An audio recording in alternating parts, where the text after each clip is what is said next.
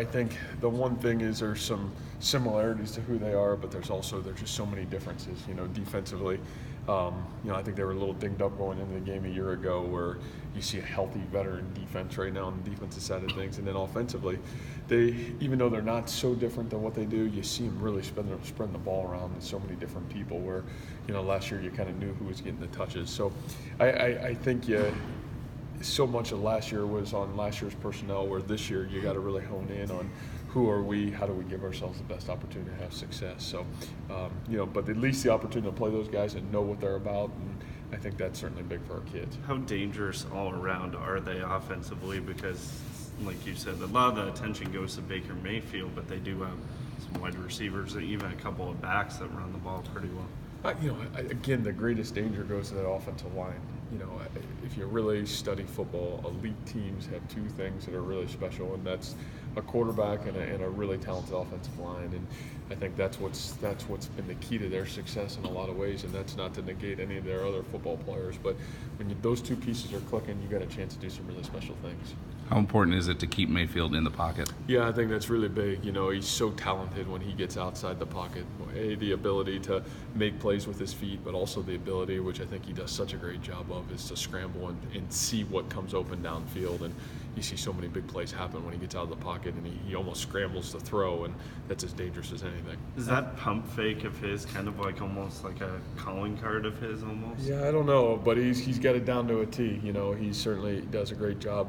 I think what's impressive with him, as much as that move or whatever else he does, is just his ability to spread the ball to his playmakers and know where everybody's supposed to be when they're supposed to be there. And I think the ability to move the defense in a multitude of different ways is part of his talent and what makes him special. Obviously, he's talented on his own, but how much of that credit can go to the offensive line too? Because they have a lot of big dudes up front. That's what's impressive. To be as much as Baker is really, really impressive, to watch their ability to incorporate their run game and sustain consistency in the run game.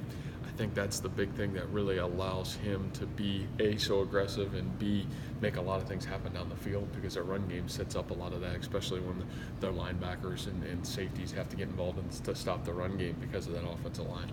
As for this upcoming weekend, what's the health-wise on the team? Is there any notable injuries or anything like that? I think we're in really good shape for being this time of year. Knock on wood, DeAndre Payne was the one guy that we were kind of waiting to see back, but he practiced yesterday and practiced today, which was really positive for us. So I think that's a huge to be able to get him back. And with certainly the game that DeMonte Ruth played last week, we think we starting to create some depth there.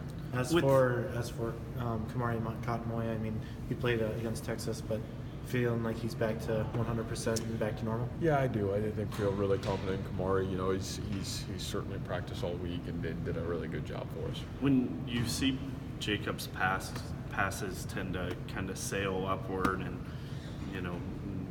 fly off the mark that high, is there anything you notice mechanically that he's kind of doing with his throws? No, or is it all decision making? Yeah, I don't even think it's decision making. I think a couple of those errant throws, in the UNI game and late in the half against Texas, those would be errant. Those are poor decisions. The throw he makes to Hakeem is great decision. Right play, Hakeem's wide open. It's just his ability to step into it. And again, when there's some pressure, like there was a little bit last week, and the confidence of stepping up and stepping into your throw is not as easy as maybe it has been when there's really good pressure around you. So I think that's why all those things, and obviously we're talking about the quarterback, but all of those things come into play when you're that guy, that you gotta do the little things really good around you to make sure he can do the little things to be successful. Have you seen enough from all those guys this week to feel confident that unit can get back on track to what they were the first few games?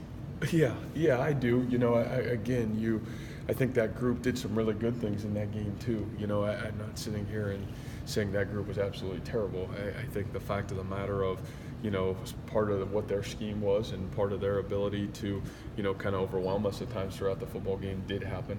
And we got to continue to do great things to how do we help that group be successful as well. So I think it's all encompassing. That offensive line is really a special group of kids between Campbell and Good Jones. They take a lot of pride in what they've done, and I take a lot of pride in their ownership and their craft. So I have great confidence they'll be back ready to roll. As